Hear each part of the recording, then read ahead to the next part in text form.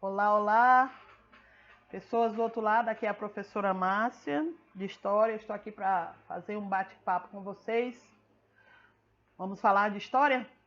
Bom, o conteúdo de hoje é o fim do período republicano romano e início do Império Romano, ok? Primeiro vamos falar sobre as causas do fim do Império da República Romana. Bom, as causas são bem simples. Com a expansão das regiões conquistadas por Roma, começou a ter alguns problemas com essas regiões. O primeiro problema que começou a ocorrer, algumas pessoas começaram a abandonar essas cidades controladas pelos romanos e partirem para Roma, ou seja, começaram a praticar o êxodo rural. E com esse êxodo rural, começou a ter um inchaço populacional na sede da República Romana. Com esse número enorme de pessoas, é lógico e evidente que começou a surgir desigualdades sociais, exploração, e também começou a surgir um desejo de uma maior participação política, tanto dos plebeus quanto dos cavaleiros, na política e no controle administrativo da República Romana.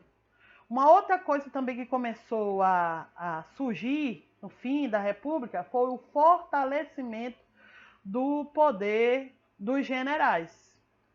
Eles começaram a ter apoio dos militares, e assim eles começaram a desejar o controle administrativo de Roma, do Império Romano, da República Romana. Só uma observação, quando eu falei sobre os plebeus começarem a querer uma participação maior na administração, no espaço político de Roma, um nome que você deve pesquisar são os irmãos Graco, Tibério e Caio Graco. Eles começaram a elaborar algumas leis para beneficiar essas pessoas. Uma dessas leis, por exemplo, foi a lei frumentária, que, por exemplo, ela diminuía o valor dos preços dos produtos para os pobres. Só lembrando que eu já tinha explicado para vocês que numa pirâmide social, a base e que sustenta esse grupo de privilegiados, que é a nobreza naquele período, os grandes políticos, ou o Senado, por exemplo, eram os plebeus, ou seja, eles trabalhavam, porém não tinham participação política, eram explorados, viviam na pobreza. Isso tudo provocou a busca de uma maior participação, que eu já tinha comentado para vocês. Então, o que aconteceu? Com o apoio dos militares, e principalmente aqui nessa imagem explica bem certo. Em 59 a.C., Pompeu e Graço apoiaram Júlio César, que também se elegeu cônsul, ou seja, 3 comandantes militares tomaram o poder. O que eles fizeram para isso? Depois que eles se elegeram 3 cônsul, eles então deram um golpe no Senado, é lógico, apoiado pelos militares, e tomaram o poder. Esses 3 esse período de controle de Pompeu, Graço e Júlio César é chamado de primeiro triunvirato. Então, bora ver o que significa o termo triunvirato. Um triunvirato, ou troika, é uma associação política entre 3 homens em pé de igualdade. Esses 3 homens que eu estou falando, no caso, o primeiro triunvirato, é formado por Júlio César, Pompeu e o Graço. Então, voltando. A palavra triunvirato originou-se a partir de 2 radicais do latim, trio, 3, e vir, homem. Na história romana, como eu já tinha explicado, o primeiro triunvirato é formado por Júlio César, Pompeu e Graço. Presta atenção no Júlio César. Por que eu estou pedindo para você prestar atenção no Júlio César? O que aconteceu com Júlio César. Lembra que eu disse que os três tomaram poder, exigindo do Senado os eleger como cônsul, e eles começaram a governar.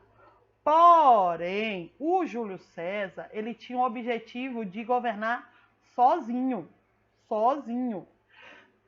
O que aconteceu? Por coincidência, o Pompeu e o Graço acabaram morrendo.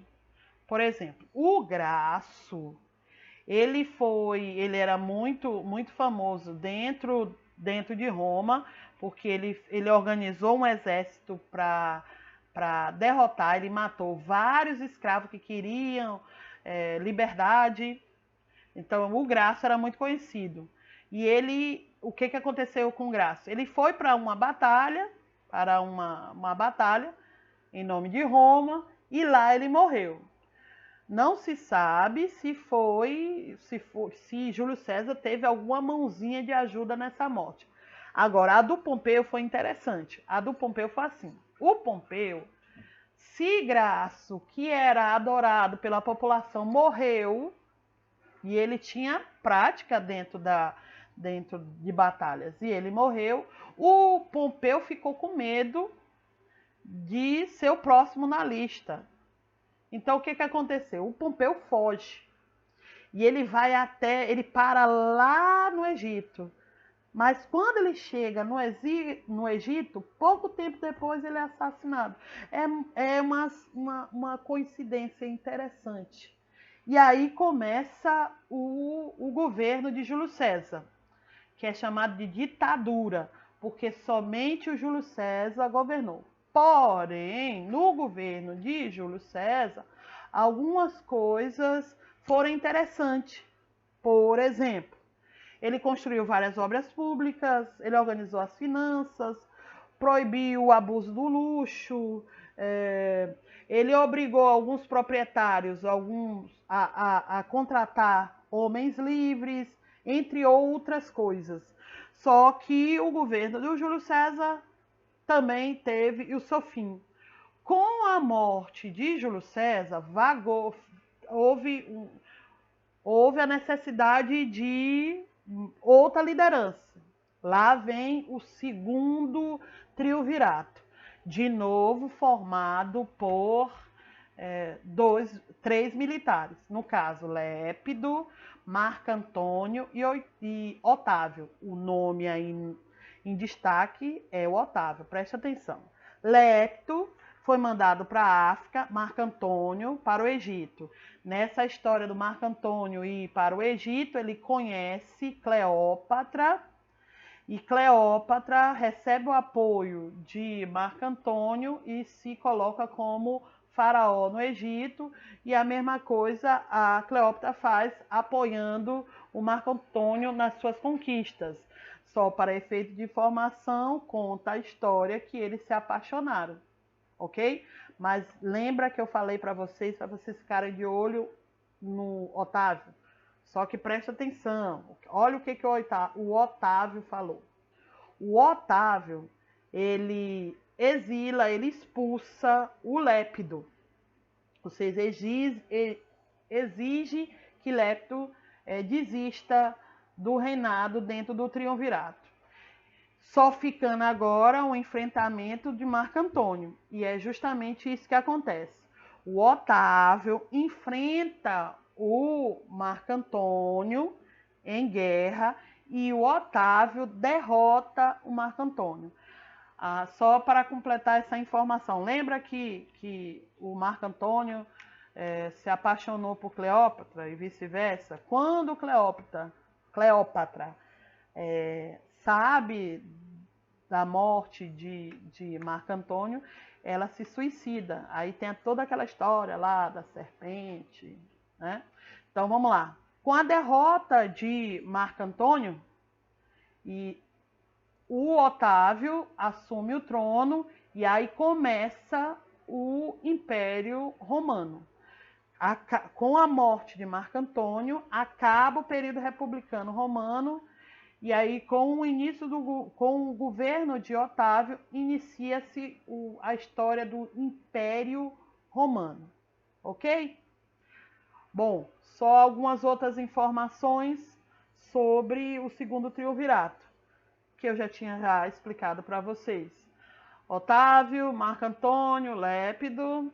Lépido foi afastado do poder por Otávio, que entrou em conflito direto com Marco Antônio e derrota Marco Antônio. Apesar de Marco Antônio ter se aliado com Cleópatra, ter o patrocínio, o apoio de Cleópatra, o Otávio consegue derrotar o Marco Antônio. Essa aqui é uma imagem que eu pesquisei. Esse acima é a tomada do poder do Otávio e abaixo tem uma representação vamos dizer assim, da união de Roma e o Egito.